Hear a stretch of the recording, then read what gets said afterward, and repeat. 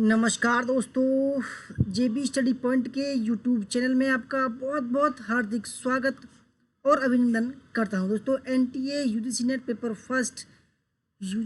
First का ये महामैराथन mock test संख्या 24 है।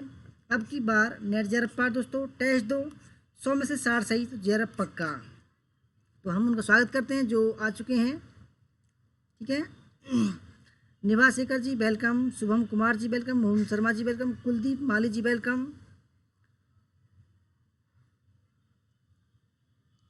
और दीपक कुमारी जी वेलकम, मीना कुमारी जी वेलकम, और सौरभ जेंदे जी welcome, Alka Singh ji welcome, Ravi ji welcome, Anita Rana ji welcome, Rohit Jaiswal जी वेलकम, भाग्यश्री राणा जी वेलकम, हरीश प्रताप जी वेलकम, शुभम तिवारी जी वेलकम, साहिल सिंह जी वेलकम, रोहित जायसवाल, शोभा कुमारी जी वेलकम, सुनीता कुमारी जी वेलकम, लज्जा भट्ट जी वेलकम, हिस्ट्री ज्ञान जी वेलकम, सैम रफीक जी वेलकम, धनराज चौधरी जी वेलकम, सुमन जी वेलकम, और मैम आपका भी स्वागत है। ठीक है मैम, आपका भी welcome, Rishu Yadav ji welcome, Raju Kumar ji welcome, Prem Singh Meena ji welcome, Mohammad Siraj जी वेलकम, पर्णिका गोस्वामी जी वेलकम, दीपक कुमारी जी वेलकम, संजू वर्मा जी। दोस्तों सही स्वागत शुरू करते हैं। ठीक है,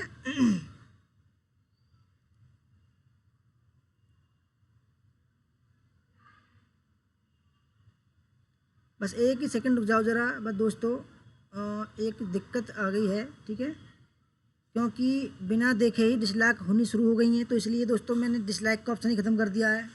ठीक है, करते रहो भाई, जलते रहो भाई लोग बच्चों, कुछ नहीं बिगाड़ सकते हमारा।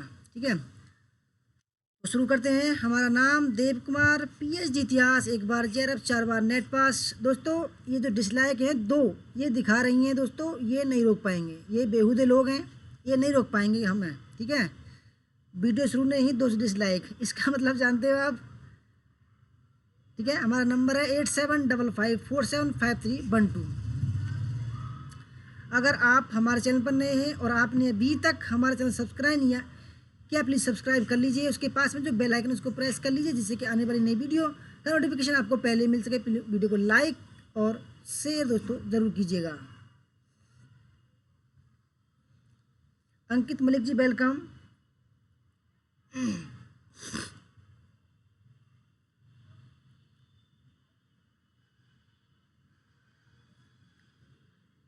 तो शुरू करते हैं बिना किसी देरी के। ठीक है दोस्तों, अपने आज थोड़ी सी स्पीड पर चलेंगे और अभी सब जो हैं वो अपने सवालों पर ध्यान देंगे। ठीक है, क्योंकि स्पीड इतनी होगी। पहला सवाल आपके सामने, 10 सेकंड का समय मिलेगा आपको।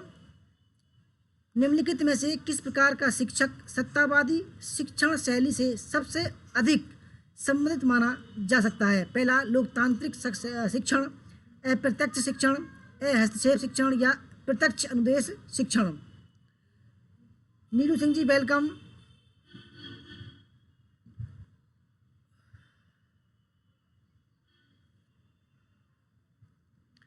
अच्छा दीपक जी आलोचक होंगे। ठीक है, आलोचक का भी जुगाड़ है, चिंता न करो आप। मैंने उनका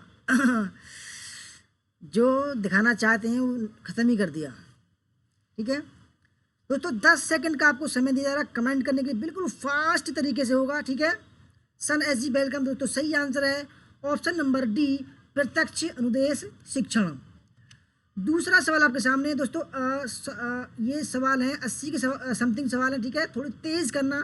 ज्योति बब्बर जी वेलकम, प्रिया कल्याणकर जी वेलकम। दोस्तों दूसरा सवाल है, निम्नलिखित में से कक्षा में सबसे अधिक वांछनीय किस अवयव को माना जा सकता है? पहला, शिक्षक पाठ और अपने अनुसंधान के आधार पर व्याख्यान दें। दूसरा, शिक्षक पाठ्यक्रम सामग्री और मानक पुस्तकों के आधार पर व्याख्यान दें। तीसरा, शिक्षक छात्रों द्वारा पूछे गए प्रश्नों का सही उत्तर दें। और चौथा, शिक्षक कठोर अनुशासन बनाए रखें और नियमित रूप से उपस्थिति लें।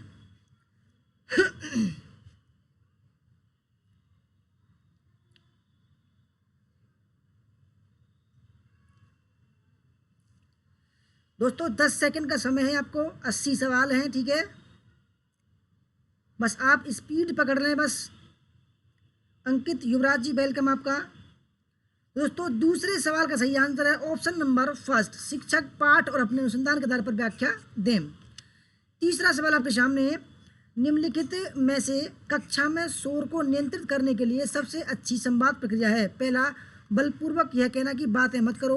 दूसरा, अपनी आवाज़ को छात्रों की आवाज़ से भी ऊपर कहना। तीसरा, शांत रहना और विद्यार्थियों की ओर देखते रहना। और चौथा, कक्षा में शोर की उपेक्षा करते हुए शिक्षण को जारी रखना।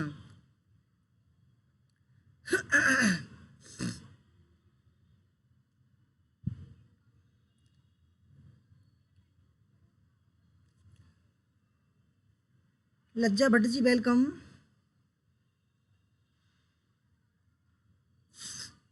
तो दोस्तों तीसरे सवाल का सही आंसर है ऑप्शन नंबर सी। यरवी जी, जो मैं कह रहा था शांत रहना और विद्यार्थी की ओर देखना, ये बिल्कुल सच्चे सबसे अच्छी प्रक्रिया होती है।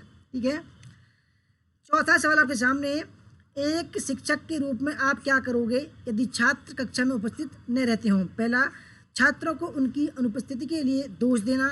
दूसरा, शांति में ढंग से छात्रों के वर्तमान रवैये पर विचार करना। तीसरा, शिक्षण के लिए किसी रुचिकर तकनीक का उपयोग। और चौथा, अनुपस्थिति के कारणों को समझने एवं उनके समाधान पर प्रयास।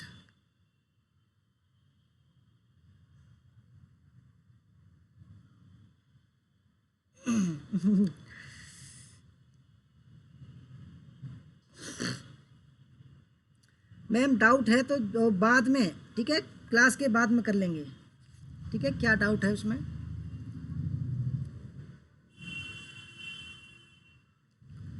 तो दोस्तों चौथे सवाल का सही आंसर है ऑप्शन नंबर डी। ठीक है, अनुपस्थिति के कारणों को समझने एवं उनके समाधान पर प्रयास। पांचवा सवाल आपके सामने, एक शिक्षक पाठ्य विषयी एवं पाठ्यक्रमेतर दोनों प्रकार की गतिविधियों में कठोर अनुशासन रखता है, लेकिन वह छात्रों की सहायता में तत्पर भी रहता है। निम्नलिखित में से कौन सा शब्द शिक्षक की प्रवृत्ति को परिभाषित करता है?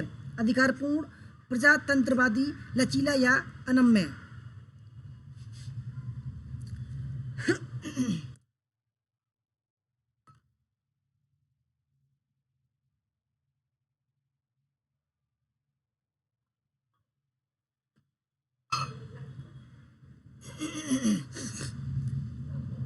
तो दोस्तों पांचवें सवाल का सही आंसर है ऑप्शन नंबर जी, लचीला। ठीक है, लचीला।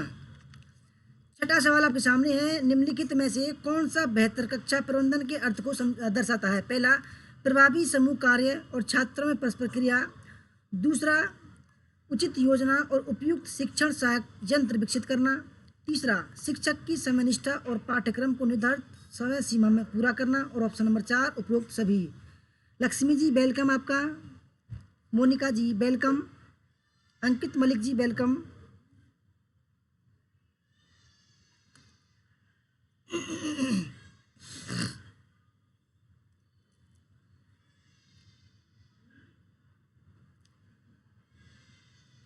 तो दोस्तों छठे सवाल का सही आंसर है ऑप्शन नंबर डी, उपरोक्त सभी। सातवां सवाल आपके सामने, निम्नलिखित में से ठीक है कौन सा कथन अप्रभावी शिक्षण को वर्णित करता है? पहला, सदैव शिक्षण उद्देश्यों की प्राप्ति पर केंद्रित ध्यान। दूसरा, सदैव शिक्षण मानकों के पालन पर केंद्रित ध्यान। तीसरा, सदैव परिस्थिति के तत्काल नियंत्रण पर केंद्रित ध्यान। और चौथा, उपरोक्त में से कोई नहीं। दोस्तों बस स्पीड से चलना, ठीक है।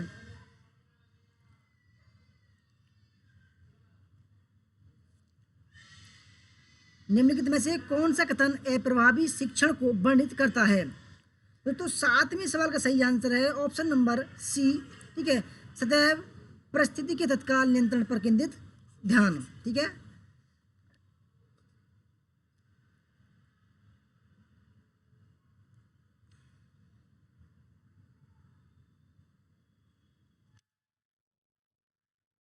आठवां सवाल है, निम्नलिखित में से कौन सा न्यायादर्श गैर संभाव्य न्यायादर्श के अंतर्गत आता है? ठीक है, पहला श्वेतक न्यायादर्श, कोटा न्यायादर्श, व्यवस्थित न्यायादर्श। और चौथा है स्तरीकृत यादृच्छिक न्यायादर्श।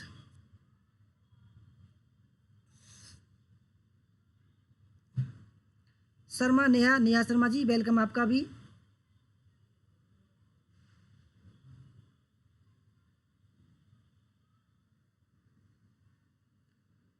तो दोस्तों 8वें सवाल का सही आंसर है कोटा, ठीक है, कोटा न्यायादर्श।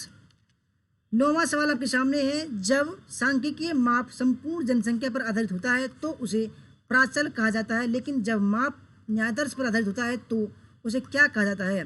न्यायादर्श, प्राचल, निष्कर्ष, आंकड़ा या उपयुक्त में से कोई नहीं।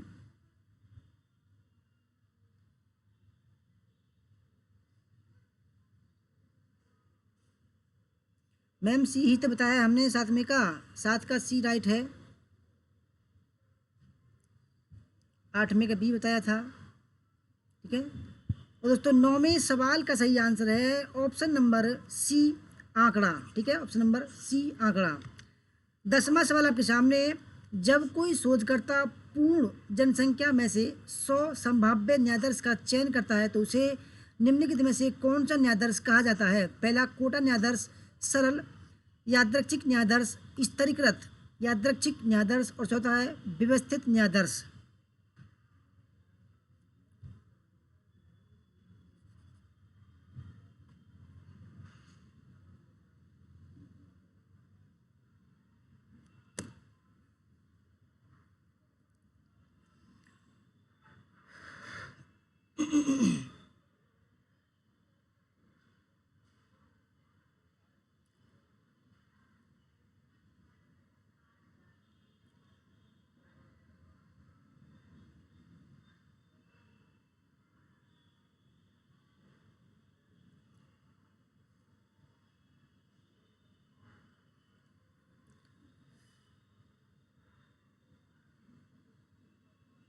तो दोस्तों सही आंसर है ऑप्शन नंबर सी, स्तरीकृत यादृच्छिक न्यायादर्श, ठीक है। 11वां सवाल आपके सामने, एक शोधकर्ता विद्यालय के छात्रों को लिंग के आधार पर बांटता है, तत्पश्चात यादृच्छिक अंक तालिका का उपयोग करके वह प्रत्येक समूह से न्यायादर्श का चयन करता है। ये पहला स्तरीकृत न्यायादर्श, स्तरीकृत यादृच्छिक न्यायादर्श, प्रतिनिधि न्यायादर्श, या ऑप्शन नंबर 4 उपयुक्त में से कोई नहीं। विनोद तंवर जी, वेलकम आपका।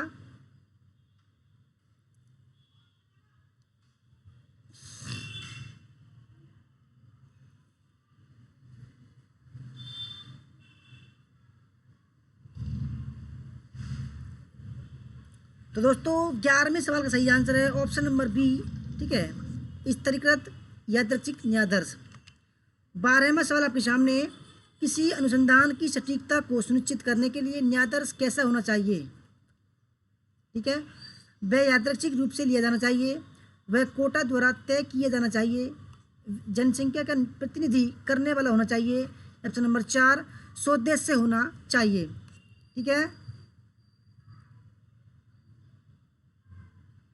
दोस्तों बस स्पीड पकड़ लो, ठीक है, क्योंकि आपके पास समय नहीं है बिल्कुल भी, मैं आपका समय बिल्कुल भी खराब नहीं करूंगा, ठीक है, क्योंकि हमारी हैबिट नहीं है दोस्तों आपका समय खराब करना। पूजा कुमारी जी वेलकम। दोस्तों 12वें सवाल का जो सही आंसर है वो है ऑप्शन नंबर सी, ठीक है, जनसंख्या का प्रतिनिधित्व करने वाला होना चाहिए। 13वां सवाल, अनुसंधानकर्ता न्यायादर्श का आकार कम रख सकते हैं यदि जनसंख्या विजातीय हो, अप्राप्य हो, सजातीय हो, या उपरोक्त सभी, ठीक है। अनुसंधानकर्ता न्यायादर्श का आकार कम रख सकते हैं यदि जनसंख्या,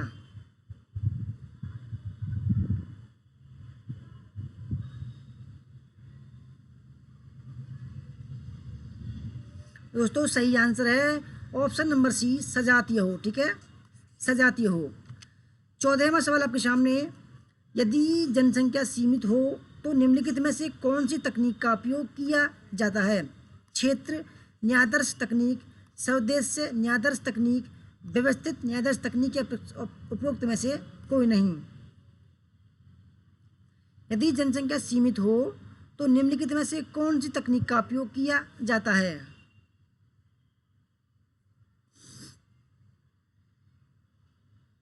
तो दोस्तों 14वें सवाल का सही आंसर है ऑप्शन नंबर सी, व्यवस्थित न्यायादर्श तकनीक। करण पाड़िया जी वेलकम आपका।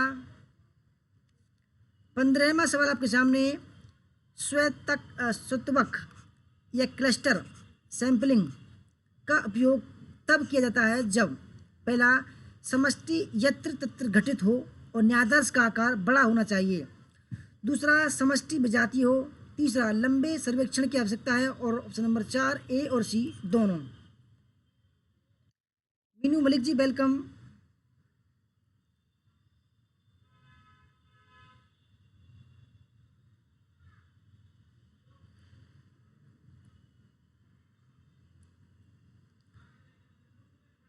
रोशनी Tanwar ji welcome, good evening.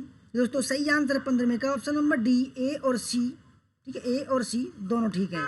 ठीक है, 16वां सवाल आपके सामने है। एक शोधकर्ता अपनी समष्टि को कुछ समूह में विभाजित कर देता है और प्रत्येक समूह से न्यायाधर्श की संख्या निश्चित कर देता है। इस प्रकार के न्यायाधर्श को क्या कहा जाता है? स्तरीकृत न्यायाधर्श, कोटा न्यायाधर्श, स्तवक न्यायाधर्श या उपरोक्त सभी?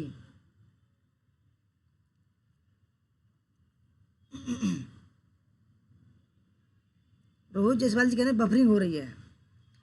रोहित जी, शिव कुमार जी वेलकम। देखो फिलहाल तो बिल्कुल सही चल रही है, स्पीड बिल्कुल अच्छी आ रही है हमारे पास। ठीक है, कोई बफरिंग नहीं है, हो सकता है आपके पास बफरिंग हो। समा अंजुन जी वेलकम आपका। आरती पटेल जी वेलकम। तो दोस्तों 16वें सवाल का सही आंसर है कोटा सैंपलिंग या न्यायाधर्श। 17वां सवाल आपके सामने है। निम्नलिखित में से कौन सा असंभाव्य न्यायाधर्श है? कोटा न्यायाधर्श, सरल यादृच्छिक न्यायाधर्श, स्वदेशी या ए और सी दोनों?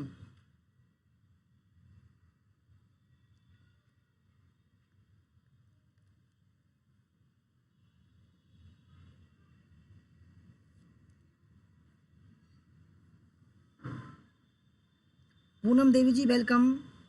दोस्तों 17वें सवाल का सही आंसर है ऑप्शन नंबर डी, ए और सी दोनों। ठीक है, ए और सी दोनों। 18वां सवाल, यदि शोधकर्ता किन्हीं 5 स्कूलों का चयन करता है और फिर उन 5 स्कूलों में प्रत्येक शिक्षक का साक्षात्कार लेता है, तो वह इसके लिए कौन से न्यायाधर्श का उपयोग करता है? सरल यादृच्छिक न्यायाधर्श, स्तरीकृत यादृच्छिक न्यायाधर्श, क्लस्टर यादृच्छिक न्यायाधर्श या उपरोक्त में से कोई नहीं?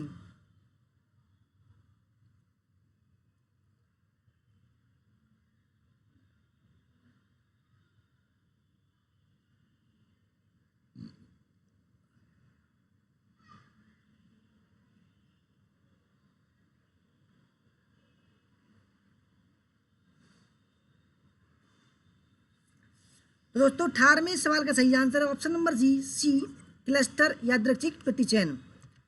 19वां सवाल आपके सामने है। निम्नलिखित में से कौन सा शब्द उन आंकड़ों के लिए सबसे उचित रूप से प्रयोग किया जाता है जिनको मूल रूप से एक भिन्न व्यक्ति द्वारा किसी भिन्न उद्देश्य के लिए एकत्रित किया गया था?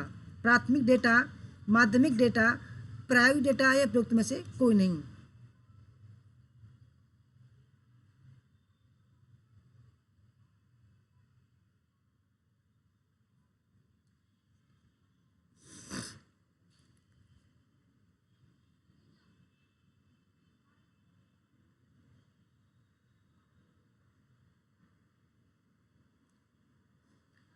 साहिल सिंह जी वेलकम आपका। तो दोस्तों सही आंसर है ऑप्शन नंबर बी, माध्यमिक डाटा। दोस्तों क्योंकि उसने प्राथमिक डाटा से जो है कलेक्ट किया है डाटा। ठीक है,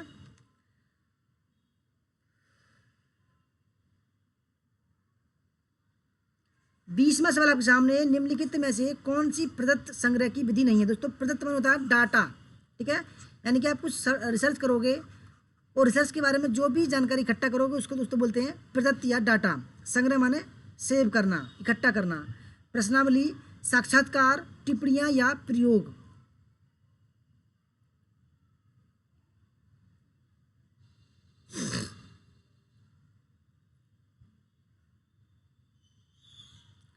निम्नलिखित में से कौन सी प्रदत्त संग्रह की विधि नहीं है? दोस्तों सही आंसर है ऑप्शन नंबर डी, प्रयोग। ठीक है, 21वां सवाल आपके सामने। निम्नलिखित में से कौन सा सरल यादृच्छिक न्यायाधर्श विधि का उदाहरण है? व्यवस्थित न्यायाधर्श, सुविधा न्यायाधर्श, स्वदेश न्यायाधर्श या उपरोक्त में से कोई नहीं?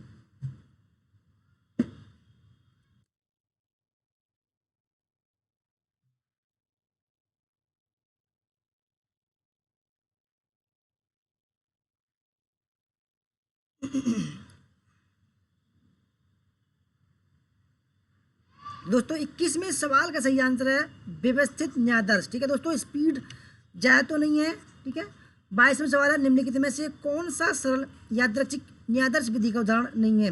पहला व्यवस्थित न्यायाधीश, स्तरीकृत न्यायाधीश, यादृच्छिक न्यायाधीश, सरल, और ऑप्शन नंबर 4 उपरोक्त सभी।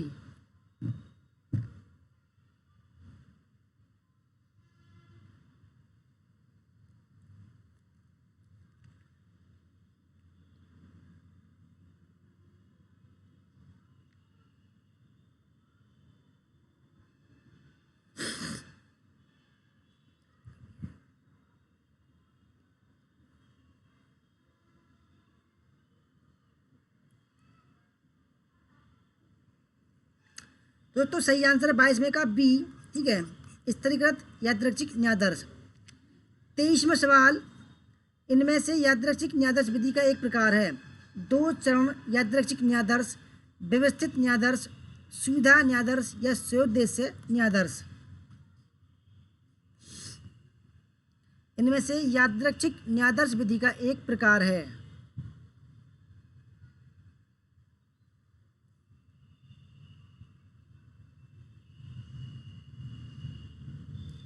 दोस्तों सही आंसर है 23वें का फर्स्ट, 2 चरण यादृच्छिक न्यायाधीश।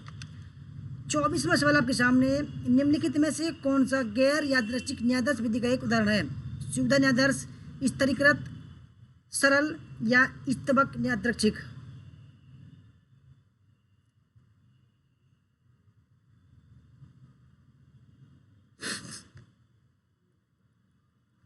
तो दोस्तों सही आंसर है 24वें का फर्स्ट, सुविधा न्यायाधीश। 25वां सवाल, अब कम्युनिकेशन के शुरू होते हैं।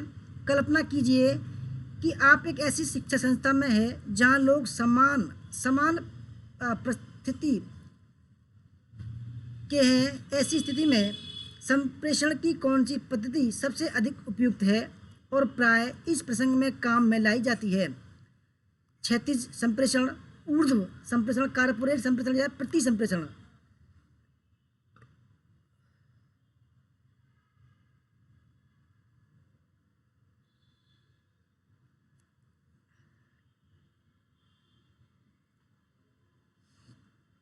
दोस्तों 25वें सवाल का सही आंसर है ऑप्शन नंबर फर्स्ट, क्षैतिज संप्रेषण। 26वां सवाल आपके सामने, कक्षा में विद्यार्थी को संबोधित करते समय अध्यापक द्वारा ध्यान में रखे जाने वाले महत्वपूर्ण तत्व को चिन्हित कीजिए।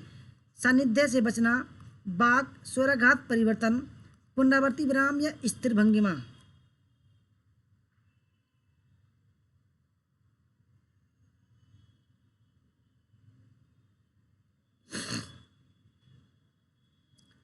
तो दोस्तों 26वें सवाल का सही आंसर है ऑप्शन नंबर बी, वाक, स्वराघात परिवर्तन, वाक मॉड्यूलन। ठीक है, 27वां सवाल आपके सामने, प्रभावी संप्रेषण में अवरोधक क्या है। पहला नीति प्रवचन, निर्णयपरक होना और सात्वना प्रदायी टिप्पणियाँ। दूसरा संवाद, सारांश और आत्म समीक्षा। तीसरा सरल शब्दों का प्रयोग, शांत प्रतिक्रिया और रक्षात्मक अभिव्यक्ति। और चौथा है व्यक्तिगत कथन, नजर मिलाना और सरल वर्णन।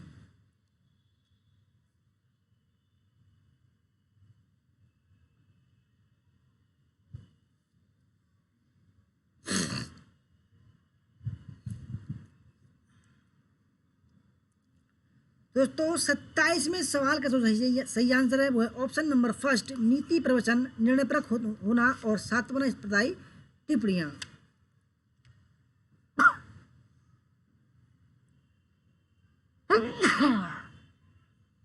सॉरी दोस्तों 28वां सवाल आपके सामने है, संप्रेषण प्रतिभागियों का चयन किस कारक द्वारा प्रभावित होता है। सानिध्य, उपयोगिता, अकेलापन। दूसरा उपयोगिता, गुप्तता, असंवादिता। तीसरा गुप्तता, असंवादिता, छल। और चौथा विषमता, असंवादिता और विपथन। ठीक है,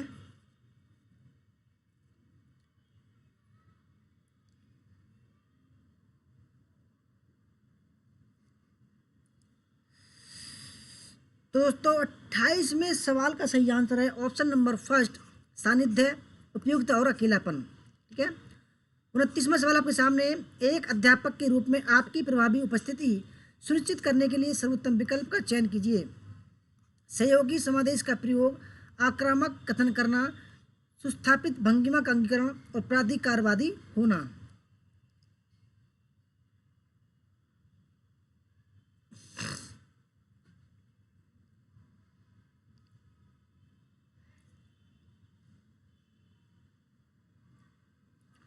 दोस्तों 29वें सवाल का जो सही आंसर है वो है ऑप्शन नंबर सी, सुस्थापित भंगिमा का अंगीकरण। 30वां सवाल आपके सामने, प्रत्येक संप्रेषक को किस प्रकार का अनुभव होता है?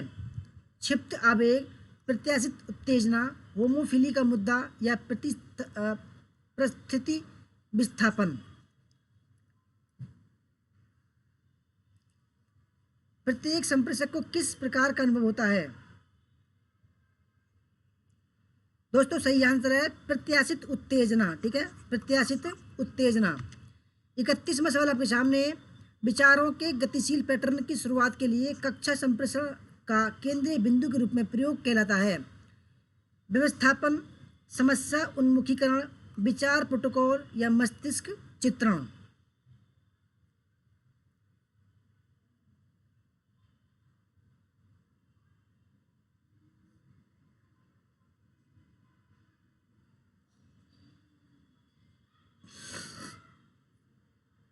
दोस्तों 31वें सवाल का सही आंसर है मस्तिष्क चित्रण। ठीक है। 32, वाणी के बजाय आवाज के पहलुओं को जाना जाता है? पहला, शारीरिक भाषा के रूप में, व्यक्तिक भाषा के रूप में, पराभाषा के रूप में और चौथा है वितरण भाषा के रूप में। दोस्तों ये सवाल कई बार आ चुका है। ठीक है, ये अच्छा सवाल है।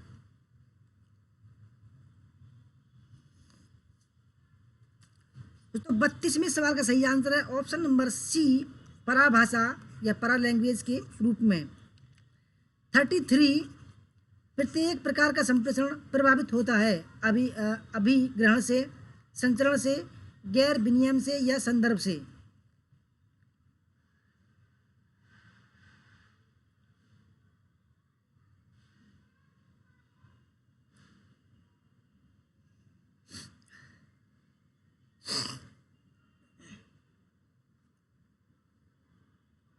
दोस्तों 33वें सवाल का सही आंसर है ऑप्शन नंबर डी, संदर्भ से।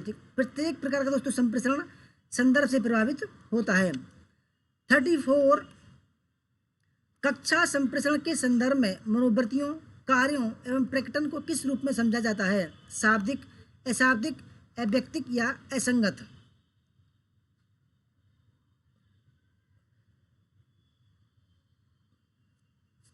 दोस्तों 34वें सवाल का सही आंसर है अशाब्दिक। ठीक है, अशाब्दिक। 35, शिक्षक छात्र संप्रेषण प्राय होता है अप्रमाणिक, विवेचनात्मक, उपयोगितावादी या प्रतिरोधात्मक। ठीक है, शिक्षक छात्र संप्रेषण प्राय होता है।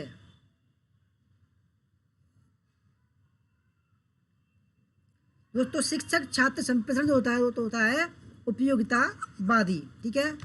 36, कक्षा में एक संप्रेषण का विश्वास स्तर निर्धारित होता है? पहला, अतिशयोक्ति के प्रयोग से, आवाज स्तर के परिवर्तन से, अमूर्त अवधारणाओं के प्रयोग से, ऑप्शन नंबर 4 नजर मिलाने से। कक्षा में एक संप्रेषक का विश्वास स्तर निर्धारित होता है।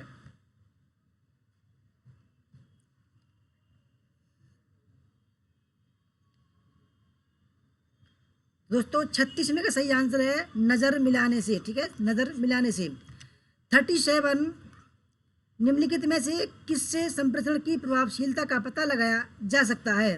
अभिवर्ती सर्वेक्षण, कार्य निष्पादन रिकॉर्ड, विद्यार्थियों की उपस्थिति, चौथा है संप्रेषण माध्यम का चयन।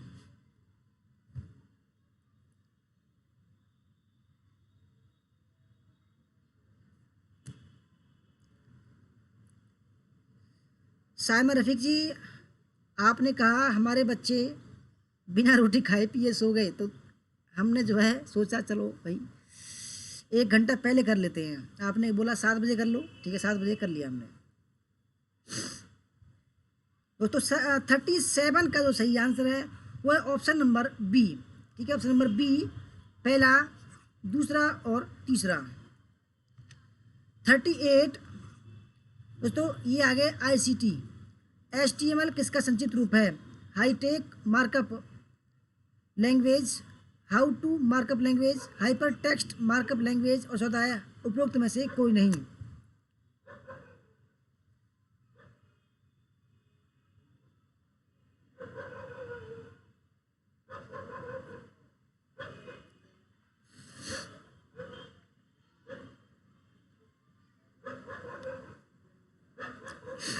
तो सही आंसर है हाइपर टेक्स्ट मार्कअप लैंग्वेज, ठीक है HTML।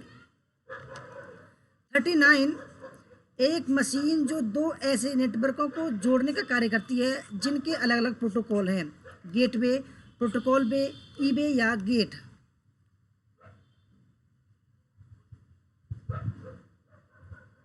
दोस्तों जैसे कि मैं बता रहा हूँ आपको, जैसे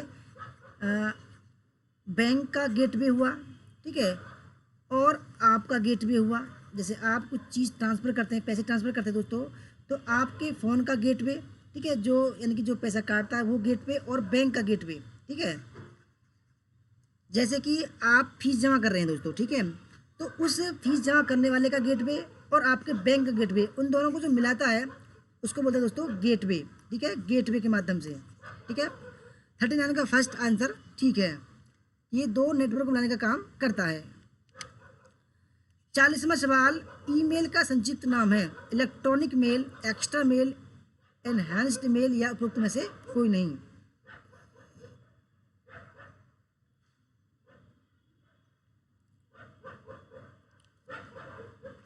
वेद प्रकाश जी वेलकम। ईमेल का संक्षिप्त दोस्तों नाम क्या है? तो सही आंसर है इलेक्ट्रॉनिक मेल, ठीक है। 41 ISP किसका संक्षिप्तीकरण है? पहला internal service provider, internet service procedure, तीसरा इंटरनेट सर्विस प्रोवाइडर, और चौथा है इंस्टेंट सर्विस प्रोटोकॉल।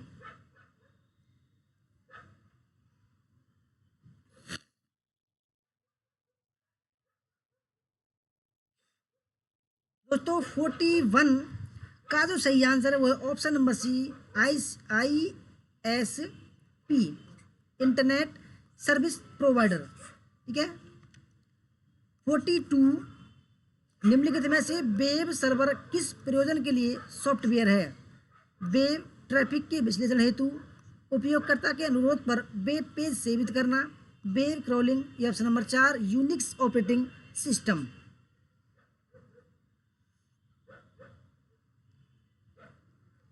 दोस्तों स्पीड ठीक है, बिल्कुल मैं देख रहा हूँ, क्योंकि 42 सवाल हो गए दोस्तों, और समय हुआ है 30 मिनट। 30 मिनट में 42 सवाल, चलो अच्छा है, जल्दी जल्दी हो जाएंगे, ठीक है। दोस्तों 42 का जो सही आंसर है वो है ऑप्शन नंबर बी, उपयोगकर्ता के अनुरोध पर वेब पेज सेवित करना।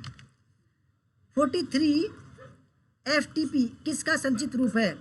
फुल टेक्स्ट प्रोसेसिंग, दूसरा फाइल ट्रांसफर प्रोग्राम, तीसरा फाइल ट्रांसफर प्रोसेस, चौथा फाइल ट्रांसफर प्रोटोकॉल। FTP दोस्तों ये आ सकता है, बहुत अच्छा सवाल है ये।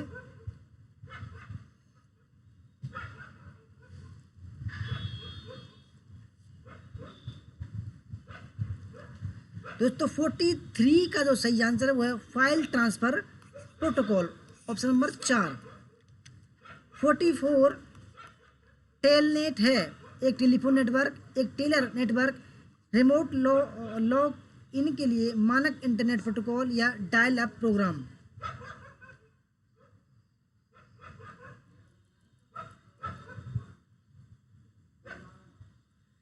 तो दोस्तों टेलनेट जो है दोस्तों क्या है? एक टेलीफोन नेटवर्क है, ठीक है।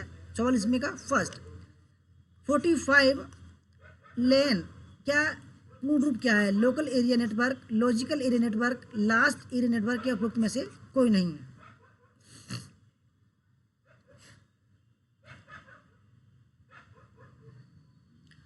दोस्तों आने वाले समय में और अच्छा, ठीक है, चिंता ना करो, और अच्छा सवाल आएंगे, बढ़िया बढ़िया सवाल,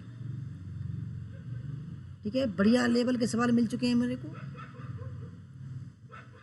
तो 45 का जो सही आंसर है वो है option number first, local area network, ठीक है। इसको दोस्तों किसी भवन में, कॉलेज में लगाते हैं, ठीक है। 46, इंटरनेट एक्सप्लोरर किसके अंतर्गत आता है? ब्राउज़र, कंपाइलर, ऑपरेटिंग सिस्टम या आईपी एड्रेस? दोस्तों internet explorer, Google Chrome, Mozilla Firefox, safari, दोस्तों ये क्या है, ठीक है, इन्हीं के साथ आता है इंटरनेट एक्सप्लोरर। ई बना होता है आप, ठीक है, ई ऐसे बना होता है।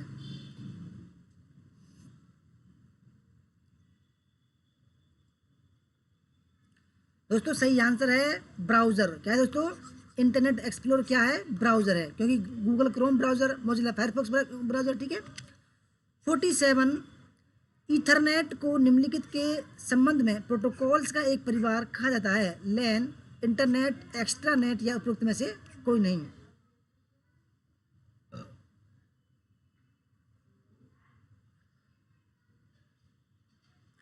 तमन्ना आनंद जी वेलकम आपका।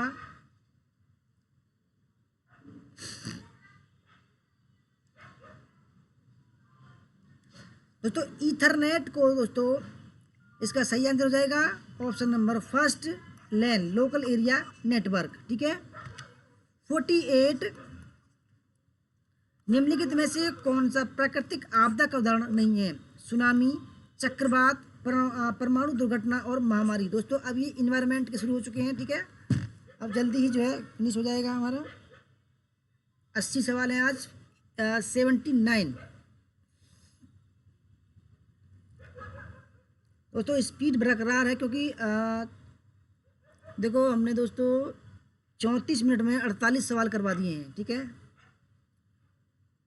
तो दोस्तों प्राकृतिक आपदा जो नहीं है वो है 48 में का सी, परमाणु दुर्घटना। दोस्तों आपदा प्राकृतिक आपदा नहीं है, जबकि सुनामी, चक्रवात, महामारी जो है प्राकृतिक आपदा है।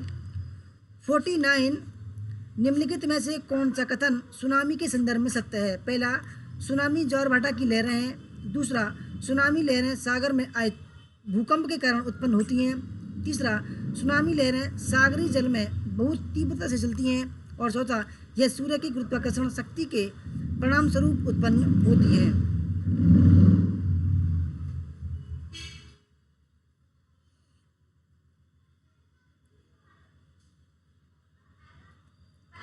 अवधेश सिंह जी वेलकम आपका।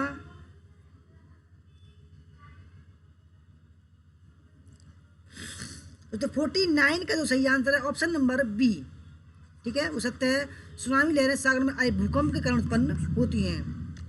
50वां सवाल आपके सामने, निम्नलिखित में से कौन सा कथन भूकंप का सबसे अच्छा वर्णन करता है? पहला, पृथ्वी की सतह में पैदा हुई अचानक हलचल।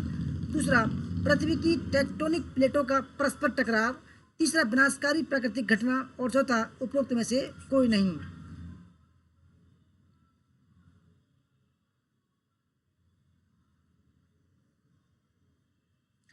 धन्यवाद नीलू सिंह जी, नीलू सैनी जी। दोस्तों 50वें सवाल का सही आंसर है, जो भूकंप का जो सबसे वर्णन करता है दोस्तों, ऑप्शन नंबर बी, पृथ्वी की टेक्टोनिक प्लेटों का परस्पर टकराव के कारण। दोस्तों उसमें एक ऊर्जा उत्पन्न होती है, जो ऊर्जा एक तरह कहीं ना कहीं निकलती है, तो कभी दोस्तों वो भूकंप के रूप में पृथ्वी को चीरती हुई बाहर निकलती है। 51वां सवाल, निम्नलिखित में से भूकंप पैदा होने के लिए तत्काल ऊर्जा का स्रोत क्या है? पहला, झुकने वाले चट्टान में लोचदार ऊर्जा संग्रहित। दूसरा, संपीड़ित चट्टान में संग्रहित स्थितिज ऊर्जा। तीसरा, पृथ्वी की आंतरिक परतों में संग्रहीय तापीय ऊर्जा। और चौथा, सूर्य की संग्रहित ऊर्जा।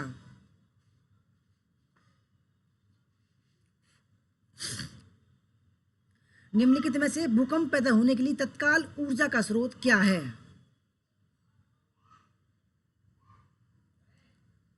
दोस्तों सही आंसर 51 में का ऑप्शन नंबर फर्स्ट, झुकने वाले चट्टान में लोचदार ऊर्जा संग्रहित, ठीक है।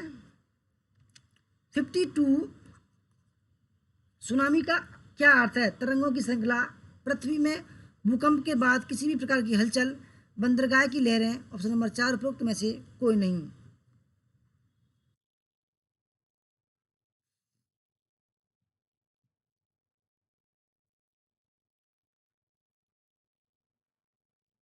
दोस्तों सुनामी का जो कभी कभी हम अर्थ लगाते हैं, पता जो पड़ती है दोस्तों, वो है ऑप्शन नंबर सी। ठीक है, बंदरगाह की लहरें, बंदरगाह जो लहरें आती हैं, बड़ी बड़ी लहरें आती हैं, उनको बोलते हैं कि सुनामी आ गई। ठीक है, 53वां सवाल आपके सामने है। निम्नलिखित में से किस देश को इसमें आने वाली नियमित भूकंपों के कारण जाना जाता है? चीन, फिलीपींस, दक्षिण कोरिया या जापान? यानी कि दोस्तों कि सबसे ज़्यादा जो भूकंप आते हैं वो किस देश में आते हैं? ठीक है, नियमित लगातार आते रहते हैं, इसलिए दोस्तों वहाँ के लोग जो हैं वो कम सामान, यानी कि जो भौतिक चीज़ होती है, ठीक है, उसका कम प्रयोग करते हैं और लकड़ी के घरों में रहते हैं दोस्तों। दोस्तों सही आंसर है जापान। दोस्तों जापान की टेक्नोलॉजी बहुत ही एडवांस है। ठीक है, हमारे देश के मुकाबले बहुत एडवांस है। 54वां सवाल, निम्नलिखित में से कौन सा कथन बाढ़ के संदर्भ में सही है? पहला, जल की बड़ी मात्रा का निर्माण, जल प्रवाह में कोई अवरोध, भूजल स्तर में वृद्धि, उपरोक्त में से कोई नहीं।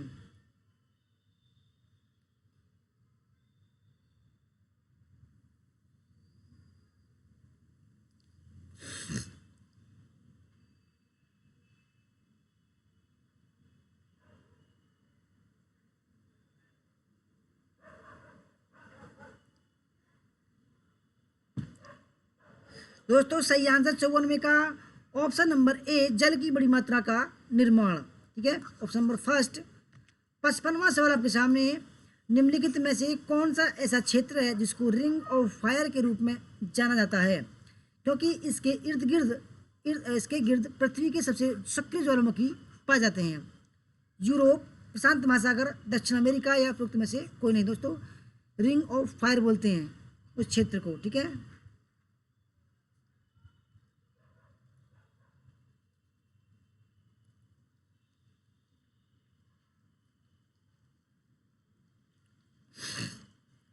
दोस्तों 55वें सवाल का सही आंसर है प्रशांत महासागर। दोस्तों प्रशांत महासागर में दुनिया के सबसे ज़्यादा ज्वालामुखी पाए जाते हैं। ठीक है, उनको बोलते हैं रिंग ऑफ फायर ग्रुप में जाना जाता है। इसके बाद क्षेत्र। 56वां सवाल, निम्नलिखित में से ज्वालामुखी विस्फोट के लिए सही विवरण क्या है? पहला, गैस और राख का ऊर्ध्वाधर विस्फोट। दूसरा, लावा, राख और जहरीली गैसों का मिश्रण। ए और बी दोनों, या उपरोक्त में से कोई नहीं। निम्नलिखित में से ज्वालामुखी विस्फोट के लिए सही विवरण क्या है?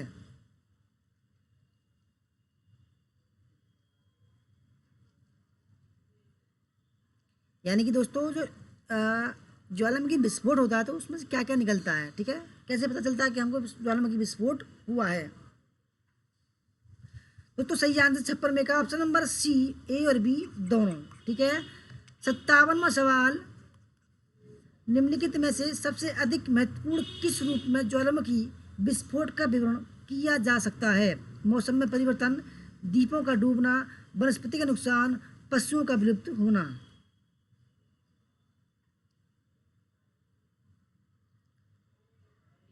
दोस्तों बस आप एग्जाम तक हमारा साथ दे दो, बस चिंता ना करो दोस्तों, बस स्पीड पकड़ लो। ये ना कि भाई स्पीड की वजह से आप क्लास भी ना करो। ठीक है, स्पीड मेंटेन करो आप। ठीक है, एक्टिव हो जाओ। वो कहते हैं ना गुड नाइट, एक्टिव मोड में लगा दो, वही मच्छर भग जाएंगे दोस्तों डर भग जाएगा आपका। ठीक है, एक्टिव मोड में लग जाओ आप। तो 57वें सवाल का सही आंसर है ऑप्शन नंबर फर्स्ट, मौसम में परिवर्तन। 58वां सवाल, निम्नलिखित में से सुनामी किन कारणों से उत्पन्न होती है? पहला, महासागरों में हल्के भूकंप और भूस्खलन। दूसरा, महासागरों में शक्तिशाली भूकंप और भूस्खलन। तीसरा, पर्वतीय क्षेत्रों में शक्तिशाली भूकंप और भूस्खलन। और चौथा, रेतीले क्षेत्र में शक्तिशाली भूकंप और भूस्खलन। दोस्तों मुझ में एक आदत है, मुझ में बात बनानी नहीं आती। मुझ में जो है दोस्तों बात बनाने का आइडिया नहीं आता। ठीक है, बस मुझे दोस्तों पढ़ाने से मतलब है मुझे। ठीक है, ऐसा नहीं है कि भाई पढ़ाने के बीच में कहाँ कहाँ पहुँच जाते हैं लोग बाग पढ़ाते पढ़ाते। दोस्तों अच्छी तरीके से अगर आपके माइंड में सेट हो जाएगा सब चीज़ तो कोई भी दिक्कत नहीं होगी दोस्तों पास होने में। ठीक है, उसके बाद में दोस्तों बात भी जो है, बात बनाना समय के अनुसार सही रहता है। 58वें सवाल का दोस्तों सही आंसर है ऑप्शन नंबर बी, महासागरों में शक्तिशाली भूकंप और भूस्खलन। 59वां सवाल, निम्नलिखित में से कौन सा विकल्प भूकंप के दौरान तनाव के निर्माण और निर्मुक्त होने का वर्णन करता है? संशोधित मरकाली स्केल, इलास्टिक रिबाउंड थ्योरी, यात्रा के समय का अंतर, उपयुक्त में से कोई नहीं। दोस्तों, आप भूकंप के बारे में और सुनामी के बारे में पूरी तरह से जान गए होंगे, ठीक है, क्योंकि सारे ही सवाल भूकंप सुनामी के ऊपर है।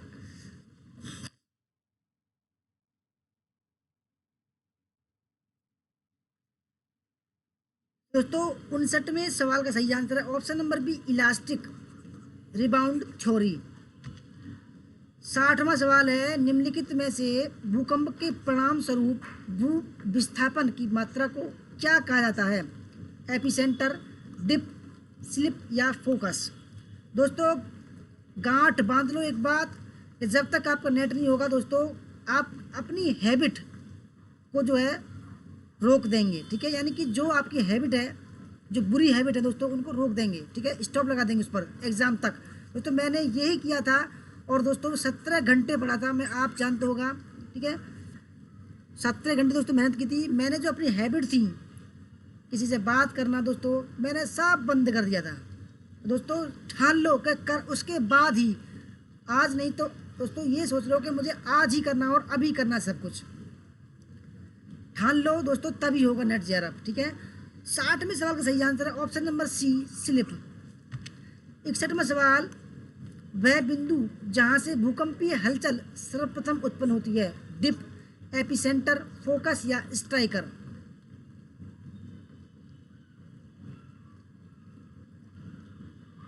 मौसम के जी वेलकम आपका।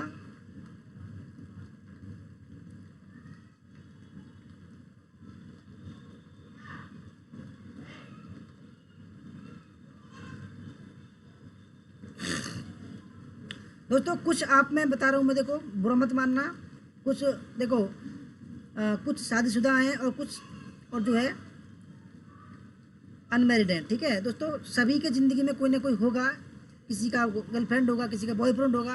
दोस्तों, उनसे कहो भाई एग्ज़ाम देना है, एग्ज़ाम के बाद बात करेंगे हम, ठीक है, अभी नहीं, ठीक है, अभी टाइम नहीं है हम पर। अगर बात करनी दोस्तों 10-15 मिनट कर लीजिए, परंतु फोकस जो है अपना एग्ज़ाम पर लगाओ, ठीक है, एग्ज़ाम पर लगाओ, ठीक है। दोस्तों, अगर एग्ज़ाम पर लगा दिया, ये टाइम एग्ज़ाम का है, क्योंकि दोस्तों अगर बात करोगे कोई ना कोई टेंशन होगी, बेफालतू की टेंशन लेना छोड़ दो, बिल्कुल 100% होगा, मैं बता रहा हूँ। दोस्तों, मैंने देखो, मैं भी देखो अनमैरिड हूँ दोस्तों, मेरे जीवन में भी एक हैं, ठीक है, रिलेशन में। दोस्तों, मैंने बोला कि भाई मैं बात नहीं करूँगा, केवल मैं 1 घंटे यानी कि मैं केवल 10 मिनट बात करूँगा पूरे दिन। दोस्तों, मैंने लगा लो 1 महीने तक 10-10 मिनट डेली बात की थी। तो दोस्तों, अपना जो सबसे प्यारा होता है उसको छोड़ दीजिए, ठीक है, तो पास हो जाओगे। 61वें का सही आंसर है ऑप्शन नंबर सी, फोकस, ठीक है। 62, निम्नलिखित में से कौन सा अनुक्रम भूकंप के दौरान सही प्रकार से पहले से बाद में पहुंचने वाली तरंगों का अनुक्रम दर्शाता है? पहला पी तरंगें, एस तरंगें, सतही तरंगें। दूसरा सतही तरंगें, पी तरंगें, एस तरंगें। तीसरा पी तरंगें, सतही तरंगें और एस तरंगें। और चौथा है ऐसी कोई निश्चित पद्धति नहीं है।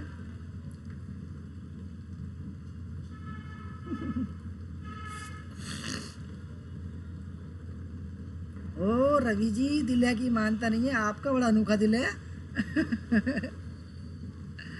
समझाओ रवि जी, समझाओ, ठीक है, टाइम थोड़ा बहुत टाइम दो, उनको समझाओ। हमने भी समझाया मैम को, ठीक है, मैम मान गई, ऐसी बात नहीं है भाई, बस गुस्सा ही आता है बस, और बाकी सब ठीक है।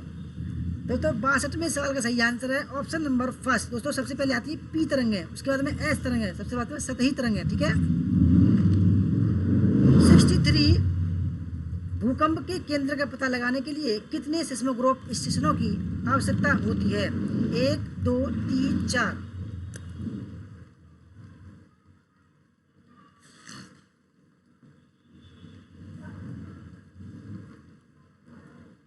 भूकंप के केंद्र का पता लगाने के लिए दोस्तों कितने सिस्मोग्राफ स्टेशनों की आवश्यकता होती है? तो सही आंसर है ऑप्शन नंबर सी, 3, ठीक है। 64वां सवाल, पृथ्वी पर आने वाले कुल भूकंपों की तुलना में पृथ्वी की प्लेटों की सीमाओं पर स्थित भौगोलिक क्षेत्रों में आने वाले भूकंपों का अनुमानित प्रतिशत कितना है? 25, 50, 75 और 90। धनराज जी कह रहे हैं हार्ट फेल हो जाएगा। अरे यार क्या बात करते हो समाज जो घर में है, अरे उनको कहिए ना भाई, समझाओ। आप तो बहुत समझदार हैं भाई, आप हमको समझाती हैं उल्टा। समाजी हम भी मैम के लिए 3 बजे तक जगते हैं, पता है। वो पढ़ती हैं, वो बोलती हैं कि पढ़ मेरे साथ में जगो। मैंने कहा ठीक है भाई, मैं आपके साथ में जगूंगा। तब वो पढ़ती हैं, बड़ी खुशी होती है। चलो ये दोस्तों ज़िंदगी में मौका कम मिलता है कि भाई हम किसी के लिए जग रहे हैं, और उनका दोस्तों JRF होगा 100% बता रहा हूँ मैं। तो 64 में का जो सही आंसर है ऑप्शन नंबर डी, 90%। ठीक है। 65 में सवाल दोस्तों IAS का सवाल है ये। ठीक है, बढ़िया लेवल का सवाल लाया हूँ आज मैं। भारतीय संसदीय प्रणाली ब्रिटिश संसदीय प्रणाली से इस बात में भिन्न है कि, दोस्तों बहुत ही बढ़िया लेवल के सवाल हैं। पहला, वास्तविक और नाममात्र दोनों प्रकार की कार्यपालिका है। दूसरा, सामूहिक उत्तरदायित्व की प्रणाली है। तीसरा, द्विसदनीय विधायिका है। और चौथा, न्यायिक पुनर्विलोकन की प्रणाली है। देख लो समन जी, धनराज जी भी कातिल है।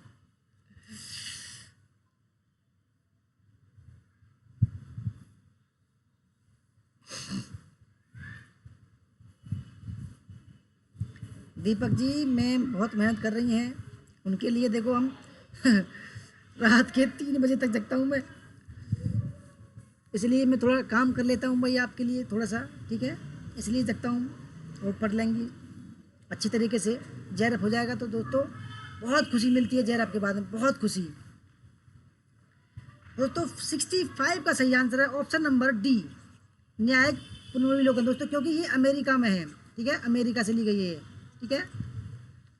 66, निम्नलिखित में से कौन सी एक भारतीय संघराज्य पद्धति की विशेषता नहीं है? ठीक है, पहला, भारत में स्वतंत्र न्यायपालिका है। दूसरा, केंद्र और राज्यों के बीच शक्तियों का स्पष्ट विभाजन किया गया है। तीसरा, संघबद्ध होने वाली इकाइयों को राज्यसभा में असमान प्रतिनिधित्व दिया गया है। और चौथा, यह संघबद्ध होने वाली इकाइयों के बीच एक सहमति का परिणाम। दोस्तों ऐसे ही सवाल आते हैं, ठीक है, समझ लें इस बात को।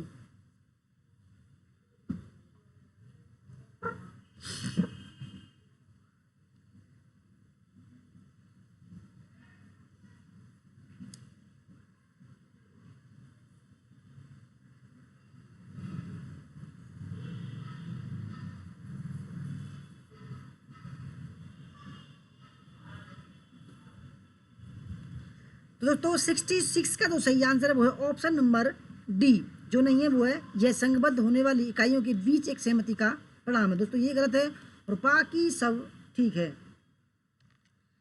67, 42वें संविधान संशोधन द्वारा प्रस्तावना में निम्नलिखित में से किन शब्दों को जोड़ा गया? दोस्तों ये 100 मैं बता रहा हूँ, आ सकता सवाल, इंपोर्टेंट सवाल है। समाजवादी, गणतंत्रात्मक, धर्मनिरपेक्ष। दूसरा, समाजवादी पंथनिरपेक्ष अखंडता। तीसरा, समाजवादी संप्रभुता संपन्न गणराज्य। और चौथा, समाजवादी गणराज्य अखंडता।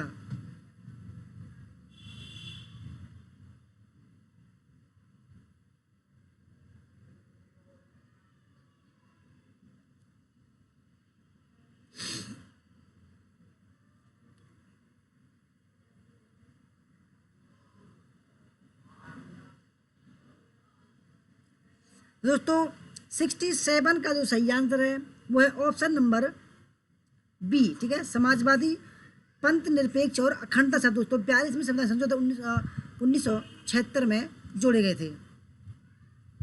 ठीक है। 68, निम्नलिखित कथनों पर विचार कीजिए। पहला, भारत में दोहरी नागरिकता का प्रावधान है। दूसरा, भारत में इकहरी एकल नागरिकता का प्रावधान है। तीसरा, संसद को नागरिकता से संबंधित कानून बनाने का अधिकार प्राप्त नहीं है। और चौथा, नागरिकता में स्थायी उपबंध है।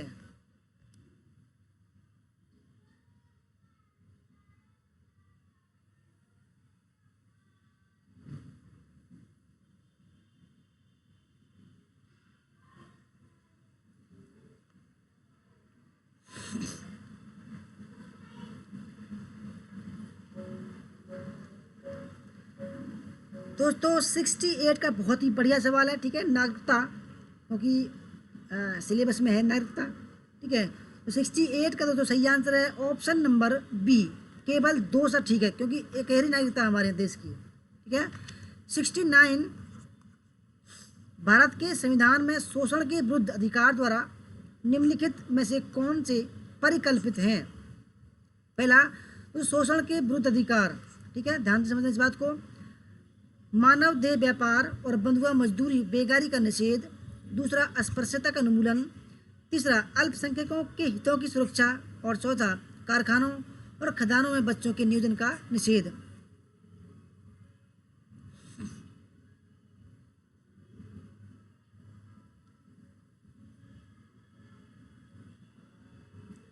दोस्तों शोषण के विरुद्ध अधिकार 23 और 24 अनुच्छेद में आते हैं, ठीक है। दोस्तों ये आ सकता है सवाल, मैं बता रहा हूँ 100% बता रहा हूँ, ये आ सकता है सवाल, ठीक है। 23 और 24 अनुच्छेद में क्या है? शोषण के विरुद्ध अधिकार। दोस्तों सही आंसर है ऑप्शन नंबर सी, ठीक है दोस्तों, क्योंकि पहला मानव देह व्यापार और बंधुआ मजदूरी का निषेध, ठीक है, और ऑप्शन नंबर 4 कारखानों और खदानों में बच्चों के नियोजन का निषेध, ठीक है। 70वां सवाल आपके सामने, बंदी प्रत्यक्षीकरण किन व्यक्तियों को प्राप्त नहीं है? बंदी प्रत्यक्षीकरण, दोस्तों ये भी सवाल बहुत ही इंपॉर्टेंट है हमारे संविधान में, ठीक है। रविचंद्र जी वेलकम आपका। दोस्तों पहला ऑप्शन है निवारक नजरबंदी में गिरफ्तार व शत्रु देशी है। दूसरा शत्रु देशीय व मित्र देशीय। तीसरा आतंकवादी व मित्र देशीय। और चौथा भारतीय व शत्रु देशीय। यानी कि दोस्तों बंदी प्रत्यक्षीकरण किन व्यक्ति को प्राप्त नहीं है? प्रियंका खंडेलवाल जी वेलकम, गुड इवनिंग। रविचंद्रा जी वेलकम।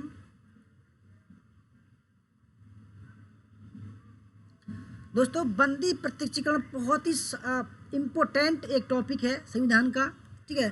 तो 70वें सवाल का सही आंसर है ऑप्शन नंबर ए, निवारक नजरबंदी में गिरफ्तार व शत्रु देशीय। दोस्तों ये ऐसा शब्द है यानी कि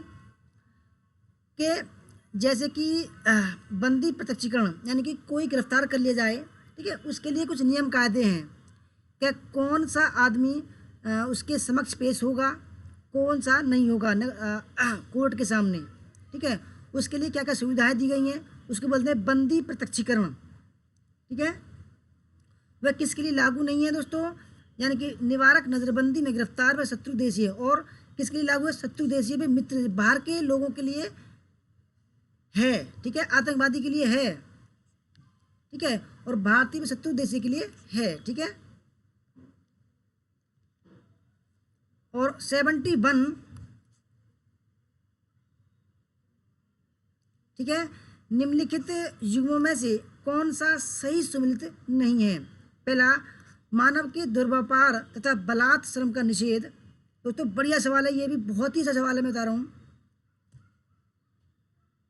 जी। धनराज जी 24 घंटे में कोर्ट में हाजिर होना पड़ता है उसको, ठीक है, किसको भी अगर, ठीक है। मानव के दुर्व्यापार तथा बलात् श्रम का निषेध अनुच्छेद 23, ठीक है दोस्तों, ये इसमें से एक सवाल आया था पिछली बार, ठीक है, ये आपकी बार भी आ सकता है, बता रहा हूँ। अल्पसंख्यकों वर्गों के हितों की रक्षा अनुच्छेद 29, संवैधानिक उपचारों का अधिकार अनुच्छेद 32, शिक्षा संस्थाओं की स्थापना तथा प्रशासन करने का अल्पसंख्यक वर्गों का अधिकार।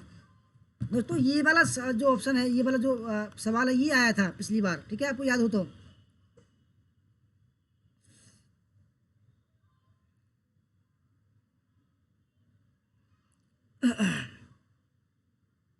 रवि जी कह रहे हैं आपकी वॉइस स्वीट है, लड़कियों जैसी आवाज़ आ रही होगी, स्वीट इसलिए लग रही होगी आपको।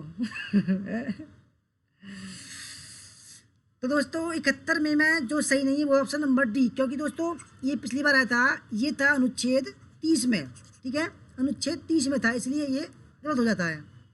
ध्यान से समझना इस बात को, ठीक है। कितना हो गया? 70वां, 71, 72वां। दोस्तों 72वां सवाल आपके सामने, ऐसे संस्थानों का चयन कीजिए जिन्हें यूजीसी अधिनियम 1956 के अनुसार डिग्री प्रदान करने के लिए प्राधिकृत नहीं किया गया है। पहला, भाषाई अल्पसंख्यक के अधीन स्थापित संस्थान। दूसरा, मानित विश्वविद्यालय, संगठक कॉलेज। और चौथा है संबद्ध कॉलेज। दोस्तों 72 सवाल करवा दिए हमने 60 मिनट में, तो लगा लीजिए 1 मिनट से कम समय का आपको लिया जा रहा है।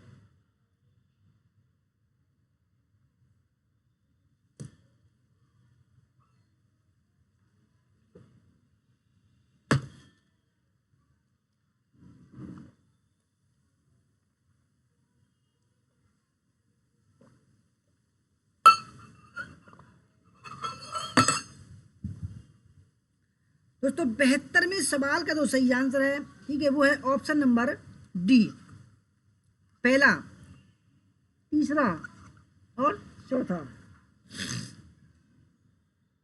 दोस्तों आप जानते होंगे संबद्ध कॉलेज जैसे किसी यूनिवर्सिटी का कॉलेज है दोस्तों, वो डिग्री प्रदान नहीं करता है, ठीक है, केवल कौन करता है, यूनिवर्सिटी करती है, ठीक है। 73वां सवाल आपके सामने, राष्ट्रीय ज्ञान आयोग NKC नेशनल नॉलेज कमीशन की स्थापना किस वर्ष हुई थी? 1998, 2000, 2005 या 2007?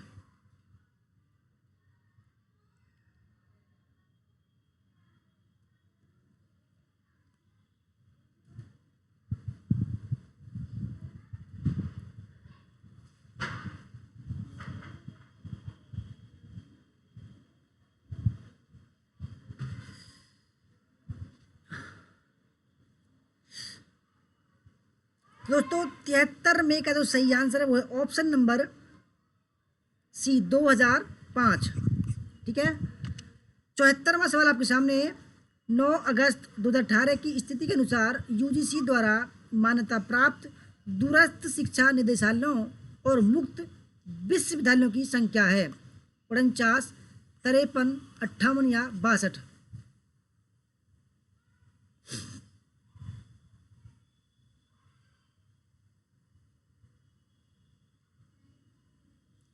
प्रगति गौतम जी वेलकम।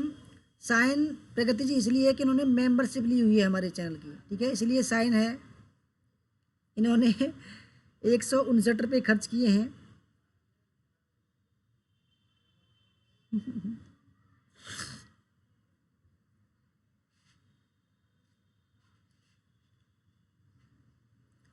दोस्तों 74 में का सही आंसर है ऑप्शन नंबर बी, ठीक है, 53। 75वां सवाल, उच्चतर शिक्षा परिषद की स्थापना करने वाले पहले राज्यों में से एक है। दोस्तों आप पहला लगा रहे हैं, पहले में सेंट्रल यूनिवर्सिटी थी वो, ठीक है, 49, सिक्किम, गोवा, आंध्र प्रदेश और जम्मू और कश्मीर। उच्चतर शिक्षा परिषद की स्थापना करने वाले पहले राज्यों में से एक है। दोस्तों जो भी मेंबरशिप लेंगे, ठीक है, उनके लिए कुछ हमको जैसे आप 299 रुपये की मेंबरशिप लेंगे तो दोस्तों आपको 15 PDF जो है भेजी जाएंगी, ठीक है, 15 PDF।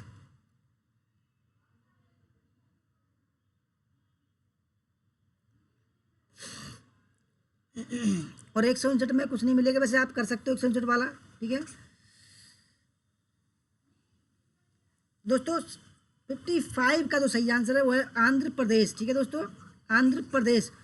उच्चतर शिक्षा परिषद की स्थापना आंध्र प्रदेश ने सबसे पहले की थी।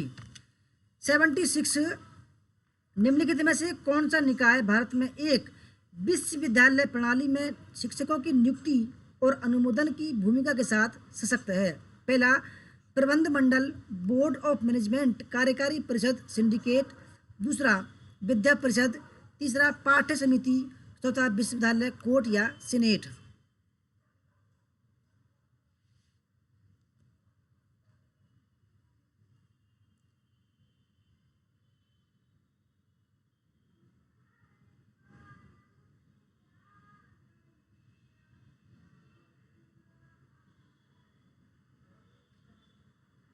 दोस्तों जिसको जॉन बटन लेना हो, जो जॉन का लिख रहा होगा नीले कलर में, ले सकते हैं आप, ठीक है। अगर आपको PDF लेनी है दोस्तों तो 299 की ले लेना, और नहीं लेनी तो 169 की लेना, ठीक है। क्योंकि दोस्तों आप बाद में जो देखोगे वो मेंबरशिप मोड में देखोगे, ठीक है।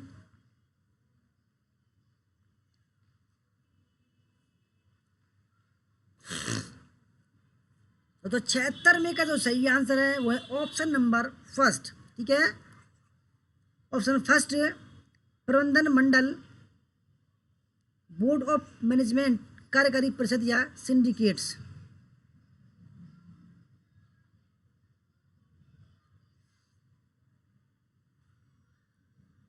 ठीक है। 77, बाजार अर्थव्यवस्था की मांग को पूरा करने एवं योग्य स्नातक तैयार करने हेतु जो अंतर्राष्ट्रीय बाजार में अपने समकक्षों से प्रतिस्पर्धा कर सके।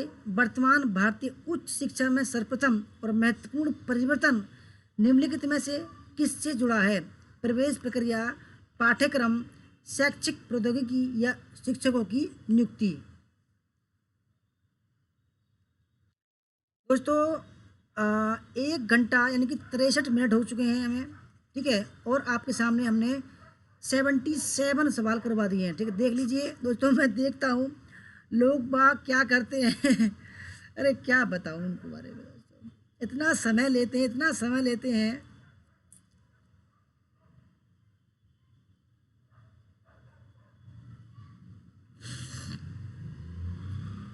रवि जी, अगर आप जॉइन बटन का माध्यम से जॉइन लोगे, ठीक है, तो आपको कुछ पीडीएफ भेजे जाएंगे, 15 पीडीएफ, ठीक है। अगर आप 159 की लोगे तो आप वीडियो देख पाओगे हमारी, ठीक है, जो हमारी वीडियो होंगी उनको देख पाओगे, ठीक है। और 299 रुपये की लोगे तो 15 पीडीएफ आपको भेजी जाएंगी आपको, और जो है वीडियो देख पाओगे हमारी। दोस्तों 77 का जो सही आंसर है, ठीक है, वो है ऑप्शन नंबर बी, क्या है? पाठ्यक्रम। 78, सेकंड लास्ट, राष्ट्रीय मानक एवं गुणवत्ता सुनिश्चित करने की दृष्टि से निम्नलिखित में से किसमें एक राष्ट्र एक मानक को मंत्र के रूप में उल्लेख किया गया है? राष्ट्रीय शिक्षा नीति 1968, राष्ट्रीय शिक्षा नीति 1986, राष्ट्रीय कौशल विकास एवं उद्यमिता नीति 2015, ऑप्शन नंबर 4, नीति आयोग त्रिवर्षीय कार्यक्रम सूची 2017-18 से 2019-20।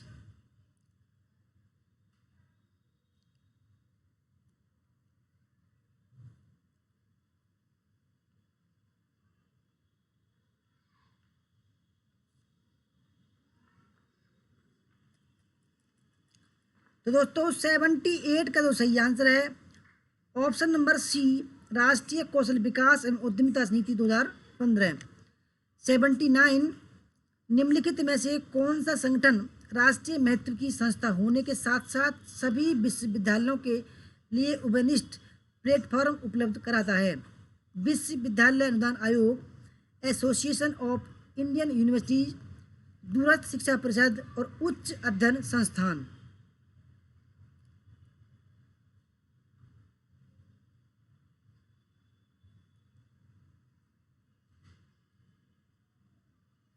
दोस्तों हमारा लास्ट सवाल है ये, ठीक है। आपको हमारी दोस्तों वीडियो कैसी लगी, ठीक है। अगर दोस्तों आपको हमारी वीडियो दोबारा देखनी है, ठीक है, तो आप या डाउनलोड करनी है तो मेंबरशिप ले लीजिए, 169 रुपये की, कुल ज़्यादा महंगी नहीं है, अब हमने आधी कर दिया है आपके लिए। अगर आपको पीडीएफ भी चाहिए दोस्तों तो 15 पीडीएफ के साथ में दोस्तों आपको 299 रुपये की मेंबरशिप लेनी होगी, जो ओल्ड स्टूडेंट के नाम से और न्यू स्टूडेंट के नाम से होगी, ठीक है। तो सही आंसर ऑप्शन नंबर बी। दोस्तों आपको हमारी वीडियो ये कैसी लगी, प्लीज़ फीडबैक ज़रूर देना 5 मिनट बाद में, ठीक है।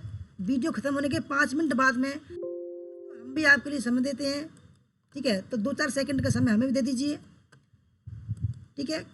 फीडबैक ज़रूर देना, ठीक है दोस्तों। वीडियो कैसी लगी, अच्छी लगी, लाइक करना, शेयर करना, ठीक है दोस्तों। लाइक करना, शेयर करना, कमेंट करना, और कितने आए आपके और कैसी वीडियो आपको लगी फीडबैक ज़रूर देना। तो धन्यवाद दोस्तों, जय हिंद, जय भारत, वंदे मातरम। कल मिलते हैं, ठीक है, इसी टाइम 7 बजे और 4 बजे।